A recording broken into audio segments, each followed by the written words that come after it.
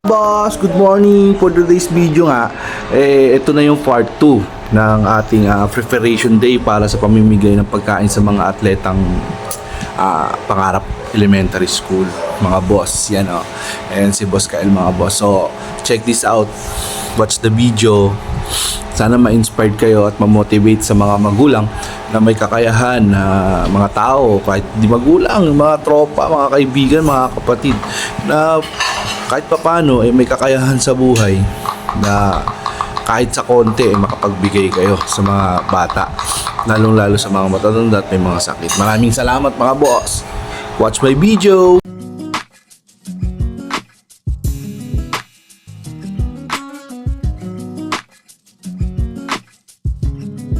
So ayan na nga, mga boss, no? Nagpe-prepare na tayo para sa bibigay natin na pagkain para sa mga atleta ng Pangarap Elementary School. Yan, si Mrs. nagluluto na, mga boss. So umaga tayo gumising yan, mga before 5. Gising na tayo para mag-prepare. Yan, nakaprepare na yung mga chicken. So ako nagpe-prepare niyan, si Mrs. naman tagaluto. So maraming salamat nga pala sa Mrs. ko, kay Ma'am Kat, no, na sa pagtulong sa pag-prepare. So napasubo ka bilang partner ko sa buhay, napasubo ka na rin na nagagawa ng mga ganyan. So before pa, ginagawa ko na yan. So salamat at dumating ka. At may katuwang na ako. Yan, si Leggy naglalagay ng mga sesto, si Sean. So maraming salamat sa mga tulong nyo sa pag-prepare para makapagpasaya tayo ng mga kabataan ng Pangarap Elementary School. Sipagan pa natin, mga boss. So ayan, mga boss, binapak na natin yan. Ready for take off na sila papunta sa mga bata. Sana maging masaya yung mga bata once na natanggap nila to, no? Sa simpleng bagay, kahit pa paano makapag-share tayo ng blessing, kahit na hirap tayo sa buhay, kahit na baon tayo sa utang, o kahit na mas marami tayong problema kaysa sa ibang tao, mas maganda pa rin, mas masarap pa rin sa feeling na tumutulong tayo kahit sa konting paraan, no?